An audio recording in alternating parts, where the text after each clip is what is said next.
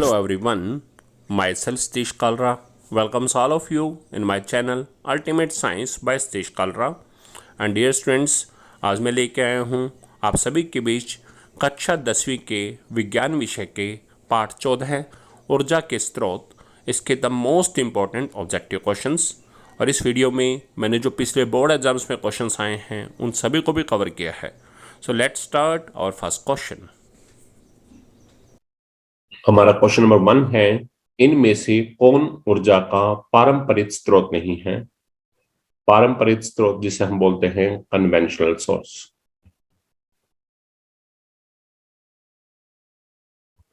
जो रूटीन में यूज किया जाता है। आप 4 ऑप्शन हैं, या ये कहें कन्वेंशनल सोर्स मीन जो मैक्सिमम के द्वारा यूज किया जाता है। तो पहला है जीवाश्म ईंधन, दूसरा है सौर ऊर्जा, सी ऑप्शन है जल विद्युत, चौथा है डी ताप विद्युत। तो इनमें से कौन सा ऊर्जा का पारंपरिक स्रोत नहीं है? याद रखिएगा, सौर ऊर्जा।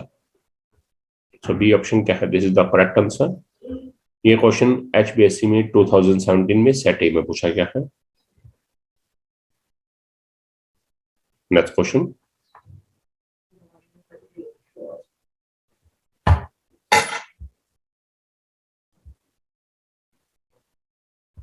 नेक्स्ट क्वेश्चन है क्वेश्चन नंबर 2, निम्नलिखित में से कौन जैव मात्रा ऊर्जा स्रोत का उदाहरण नहीं है? क्या होता है जैव मात्रा ऊर्जा स्रोत? जैव मात्रा को हम बोलते हैं बायोमास, ऊर्जा को एनर्जी, और स्रोत को क्या बोलते हैं? सोर्स। तो इनमें से कौन सा बायोमास एनर्जी सोर्स नहीं है? अब क्या होता है biomass? Bio word living organism से आया, सजीव प्राणियों से, यानी कि पेड़ पौधे और जीव जंतु। इसका इनमें से ऐसा कौन सा स्रोत है जो पेड़ पौधे या जीव जंतु से जुड़ा हुआ नहीं है, यानी कि उनसे संबंधित नहीं है? तो देखिए 4 ऑप्शन है, ए है लकड़ी, बी है गोबर गैस, सी है नाभिकीय ऊर्जा, डी है चारकोल। ए लकड़ी हमें पता है पौधों से प्राप्त होती है, बी गोबर गैस जो हमारे जीव जंतु हैं उनके जो अपशिष्ट पदार्थ हैं उनसे गोबर जहर है, जैसे गाय भैंस का अपशिष्ट पदार्थ गोबर है, उससे गैस बनती है, इसलिए ये भी सजीव प्राणियों से संबंधित है। चारकोल हम जानते हैं पेड़ पौधों से प्राप्त होता है, पेड़ पौधे जब दब जाते हैं तो कोयला, चारकोल ये सभी बनते हैं। लेकिन नाभिकीय ऊर्जा जो है ये पेड़ पौधे या जीव जंतु से संबंधित नहीं है। तो सी ऑप्शन क्या है? This is the correct answer. यह जैव मात्रा ऊर्जा स्रोत का उदाहरण नहीं है। आप देखिएगा ये क्वेश्चन कितना इंपॉर्टेंट है कि HBSC में 2017 set B, HBSC 2019 set A, HBSC 2019 set B, HBSC 2019 set D, और इवन टेक्स्ट बुक का ये एक्सरसाइज क्वेश्चन भी है। तो आप देखिएगा ये 4 बोर्ड एग्जाम्स में ये क्वेश्चन आ चुका है। तो ये question exam point of view से बहुत ही ज्यादा इंपॉर्टेंट है, आप इसे ध्यान से देख लीजिएगा। Next question.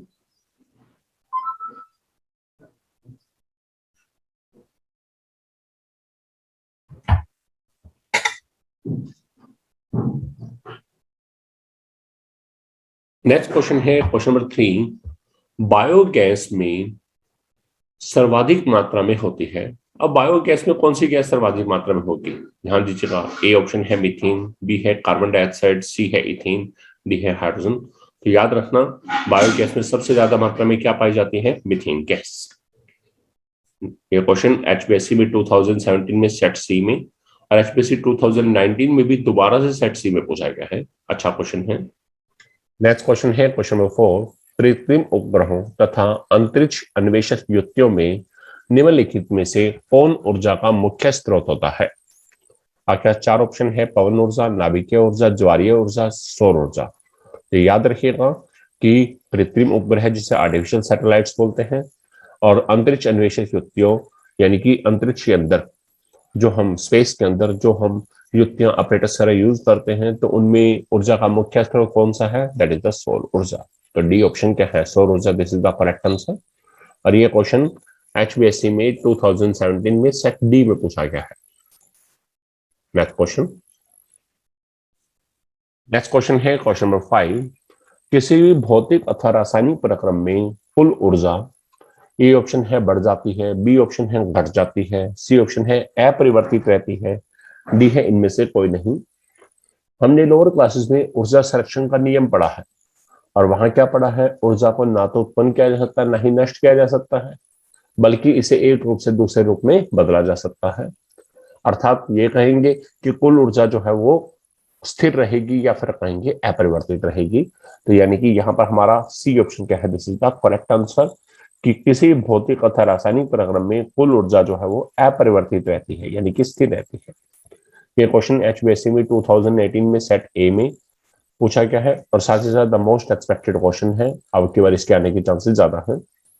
नेक्स्ट क्वेश्चन,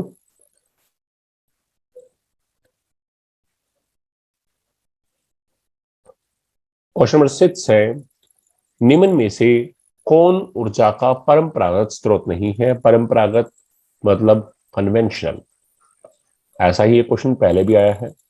आपके पास चार ऑप्शन है, ए है जैव मात्रा, बी है सौर ऊर्जा, सी है पवन ऊर्जा, डी है इनमें से कोई नहीं। तो आपने वहां भी पढ़ा था कि जो सौर ऊर्जा है वो परंपरागत स्रोत नहीं है, इसलिए बी ऑप्शन क्या है, this is the correct answer. ये क्वेश्चन एचबीएससी में 2018 में सेट बी में पूछा गया है। नेक्स्ट क्वेश्चन,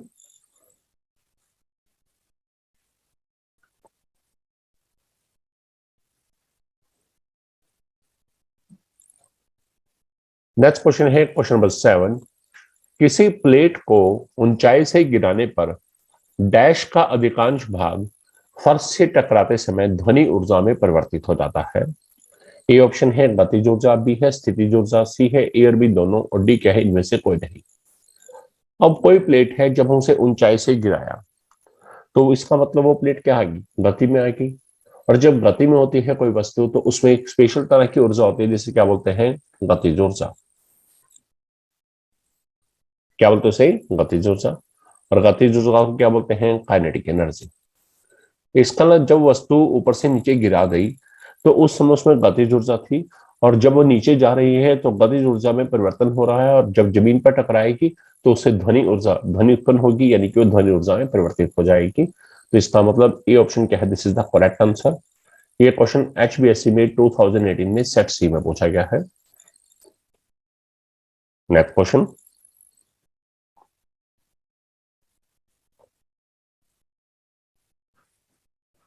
नेक्स्ट क्वेश्चन है क्वेश्चन नंबर 8, मोमबत्ती के जलने पर रासायनिक ऊर्जा परिवर्तित हो जाती है। अब हम जानते हैं जब मोमबत्ती को जलाते हैं, ठीक है, तो उससे प्रकाश भी उत्पन्न होता है और साथ साथ हीट भी उत्पन्न होता है। तो इसके अंदर चार ऑप्शन है, ए है ऊष्मीय ऊर्जा में बदलती है, बी है प्रकाश ऊर्जा में, सी है ए और बी दोनों, और डी क्या है, इनमें से कोई नहीं। तो हम जाते हैं मोमबत्ती को जलाएंगे तो ऊष्मा भी उत्पन्न होगी और साथ साथ प्रकाश भी। इसका मतलब सी ऑप्शन ए और बी दोनों, this is the correct answer. ये क्वेश्चन एचबीएससी में 2018 में सेट डी में पूछा गया है। नेक्स्ट क्वेश्चन, नेक्स्ट क्वेश्चन है हमारे पास क्वेश्चन नंबर 9। देखिएगा क्वेश्चन नंबर 9, गर्म जल प्राप्त करने के लिए हम सौर जल तापक का उपयोग किस दिन नहीं कर सकते। सौर जल तापक क्या है, सोलर वाटर हीटर। इसका उपयोग किस दिन नहीं कर सकते।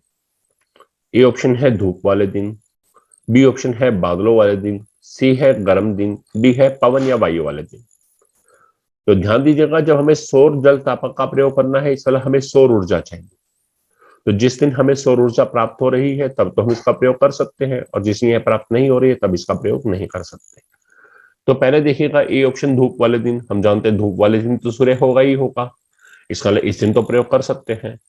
सी ऑप्शन है गर्म दिन, गर्म कब होता है, जब आपके पास वातावरण में गर्मी है, और गर्मी किस वजह से होती है, सूर्य की वजह से। डी है पवन या वायु वाले दिन, अब हवा चल रही है तो हवा तो सूर्य के चलते हुए भी चल सकती है, तो इसका मतलब डी ऑप्शन है, ये भी सही है। अब बचा क्या है हमारे पास, बी ऑप्शन बादलों वाले दिन, क्योंकि जब बादल होंगे तो वो क्या है, सूर्य को छुपा देंगे, इसका मतलब उस दिन सूर्य अवेलेबल नहीं होगा, और जब सूर्य उपलब्ध नहीं होगा तो सौर ऊर्जा नहीं होगी, और उस समय सौर जल तापक का उपयोग नहीं कर सकते। सो बी ऑप्शन क्या है, this is the correct answer, और ये टेक्स्ट बुक का एक्सरसाइज क्वेश्चन है। नेक्स्ट है क्वेश्चन नंबर 10, जितने ऊर्जा स्रोत हम उपयोग में लाते हैं इनमें से अधिकांश सौर ऊर्जा को निरूपित करते हैं। इसका मतलब इनमें से अधिकांश के अंदर सौर ऊर्जा पाई जाती है, किस रूप में, संचित सौर ऊर्जा के रूप में, यानी कि सौर ऊर्जा स्टोर्ड होती है। निम्न में से कौन सा ऊर्जा स्रोत अंततः सौर ऊर्जा से व्युत्पन्न नहीं है। हमें देखना है कि ऐसा कौन सा है जो सौर ऊर्जा से व्युत्पन्न नहीं है, यानी कि सौर ऊर्जा से उत्पन्न नहीं हुआ है। ये टेक्स्ट बुक का एक्सरसाइज क्वेश्चन है। अब इसमें 4 ऑप्शन है। ए है भूतापीय ऊर्जा, बी है पवन ऊर्जा, सी है नाभिकीय ऊर्जा, डी है जैव मात्रा।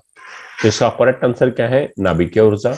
क्योंकि नाभिकीय ऊर्जा में हमारे पास जिसे न्यूक्लियर एनर्जी बोलते हैं, इसमें 2 तरह के प्रक्रम चलते हैं। एक होता है नाभिकीय विखंडन और एक होता है नाभिकीय संलयन।